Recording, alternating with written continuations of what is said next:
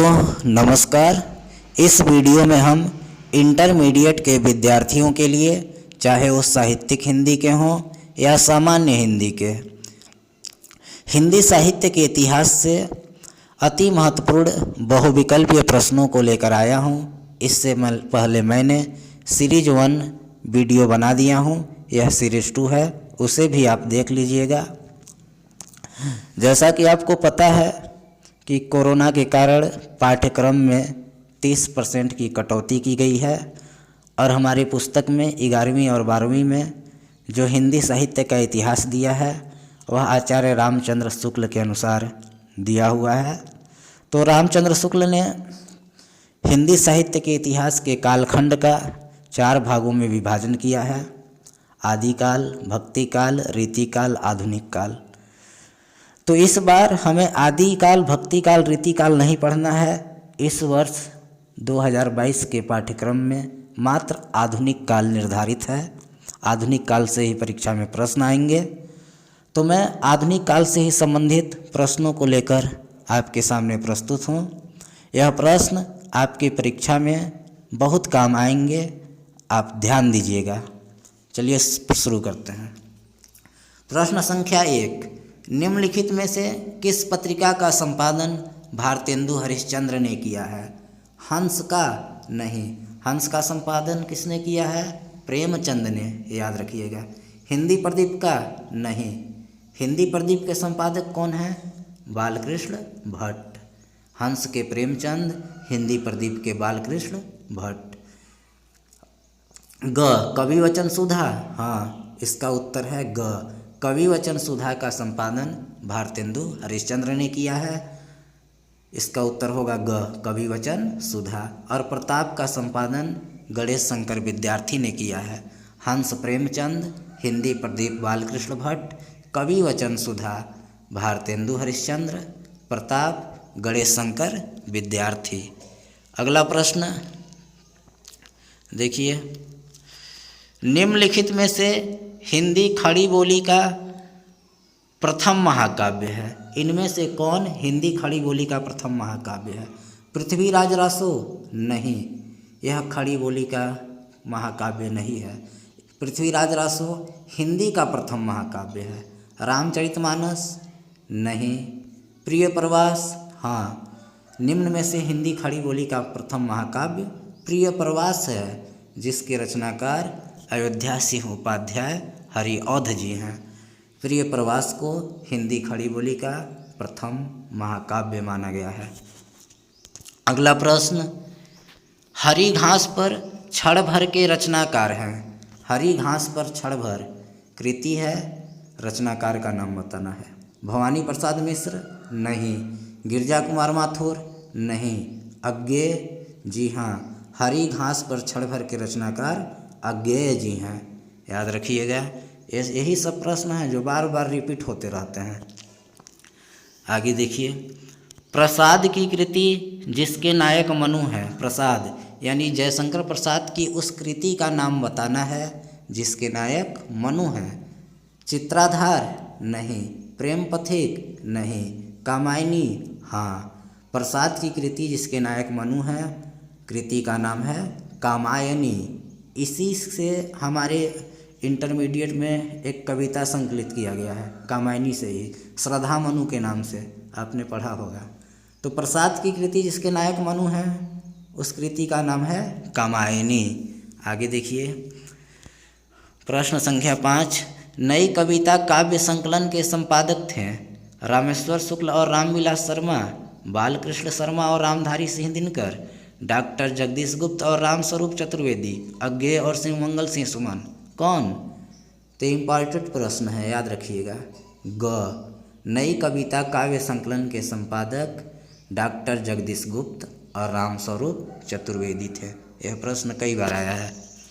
आगे, भारत भारती के रचनाकार हैं? जयशंकर प्रसाद, मैथिली शरण गुप्त, महादेवी वर्मा, सुभद्रा कुमारी चौहान। कौन? मैथिली शरण गुप्त जी। भारत भारती के रचनाकार द्विवेदी युग के कवि मैथिली शरण गुप्त जी हैं। आगे प्रश्न, कश्मीर सुषमा के रचयिता हैं? भारतेंदु हरिश्चंद्र, नागार्जुन, मैथिली शरणगुप्त, श्रीधर पाठक।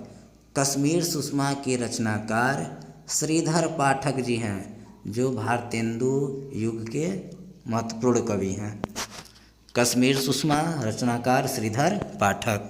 आगे देखिए, आधुनिक काल की कविता की विशेषता नहीं है। आधुनिक काल की कविता की कौन सी विशेषता नहीं है? बाकी 3 विशेषताएं हैं और एक नहीं है। तो कौन सी विशेषता आधुनिक काल की कविता से संबंधित नहीं है?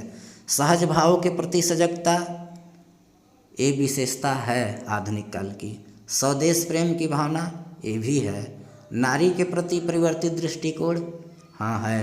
युद्धों का सजीव वर्णन, ये नहीं है। युद्धों का सजीव वर्णन आधुनिक काल की कविता की विशेषता नहीं है। युद्धों का सजीव वर्णन रीतिकाल और आदिकालीन कविता की विशेषता है। आगे देखिए, तार सप्तक के संपादक हैं डॉक्टर राम स्वरूप चतुर्वेदी, गिरजा कुमार माथुर, अज्ञेय शिवमंगल सिंह सुमन। तार सप्तक के संपादक कौन हैं? प्रयोगवादी कवि अज्ञेय जी, सच्चिदानंद हीरानंद वात्स्यायन अज्ञेय जी, तार सप्तक के संपादक। याद रखिएगा। अगला प्रश्न, छायावादी युग की रचना नहीं है। कौन सी रचना छायावादी युग की नहीं है? आंसू। रचनाकार कौन है? जयशंकर प्रसाद। किस युग के कवि हैं? छायावादी युग के। तो ये छायावादी युग की रचना है। बताना कौन सा है जो नहीं है। पल्लव, ये भी है। साकेत, ये नहीं है। झरना है। साकेत किस युग की रचना है? साकेत के रचनाकार कौन है? मैथिली शरणगुप्त और गुप्त जी द्विवेदी युग की रचना है। तो यानी इसका उत्तर हुआ ग। आगे वाला प्रश्न देखिए, राम की शक्ति पूजा के रचयिता हैं दिनकर, माखनलाल चतुर्वेदी, सूर्यकांत त्रिपाठी निराला, तुलसीदास। राम की शक्ति पूजा के रचयिता सूर्यकांत त्रिपाठी निराला जी हैं। राम की शक्ति पूजा रचनाकार सूर्यकांत त्रिपाठी निराला, जो छायावाद के स्तंभ कवि हैं। आगे देखिए, आधुनिक काल की कविता से संबंधित नहीं है। कौन सा कथन आधुनिक काल की कविता से संबंधित नहीं है? सहज भावों के प्रति सजगता, ये है। स्वदेश प्रेम की भावना, ये भी है। अलंकारों का चमत्कारिक प्रयोग, ये नहीं है। आधुनिक काल की कविता से संबंधित नहीं है। कौन सा? ग, अलंकारों का चमत्कारिक प्रयोग। मार्क्सवादी भावों की प्रचुरता, ये तो है, यानी इसका उत्तर ग। अगला प्रश्न, हरिऔध का जन्म स्थान है। हरिऔध, अयोध्या सिंह उपाध्याय हरिऔध। एबटाबाद, फर्रुखाबाद, निजामाबाद, मुरादाबाद। तो हरिऔध का जन्म स्थान निजामाबाद है, जो उत्तर प्रदेश के आजमगढ़ जिले में पड़ता है। गांव का नाम है निजामाबाद। हरिऔध का जन्म स्थान निजामाबाद। ये प्रश्न पूछा गया है, ये भी महत्वपूर्ण है, ध्यान रहे आपको। आगे, उर्वशी के रचनाकार हैं मुक्तिबोध, घनानंद, रामधारी सिंह दिनकर, महादेवी वर्मा। उर्वशी के रचनाकार कौन हैं? रामधारी सिंह दिनकर जी। यह कविता हमारे 12वीं के पुस्तक में है। आगे देखिए, प्रकृति का सुकुमार कवि किसे कहा गया है? महादेवी वर्मा को, सुमित्रानंदन पंत को, बिहारी को, प्रसाद को। तो प्रकृति का सुकुमार कवि सुमित्रानंदन पंत जी को कहा गया है। याद रखिएगा। अगला प्रश्न, छायावादी महाकाव्य है। कौन सी महाकाव्य छायावादी है? प्रिय प्रवास, ये छायावादी है? नहीं। प्रिय प्रवास हरिऔध की महाकाव्य है और हरिऔध जी द्विवेदी युग के कवि हैं। तो ये प्रिय प्रवास द्विवेदी युग की महाकाव्य है। छायावादी पूछा है। साकेत, इसके रचनाकार मैथिली शरणगुप्त हैं और गुप्त जी द्विवेदी युग के हैं। तो ये दोनों महाकाव्य द्विवेदी युग की हुई। पद्मावत, इसके रचनाकार मलिक मोहम्मद जायसी जी हैं, जो भक्ति काल के कवि हैं। पद्मावत भक्तिकालीन महाकाव्य है। कामायनी, इसके रचनाकार जयशंकर प्रसाद जी हैं और जयशंकर प्रसाद का संबंध छायावाद से है। यानी छायावादी महाकाव्य कौन सी है? कामायनी, जयशंकर प्रसाद। अगला प्रश्न, निम्नलिखित में से कौन सा कवि राष्ट्रीय काव्य धारा से प्रत्यक्ष रूप से जुड़ा हुआ नहीं है?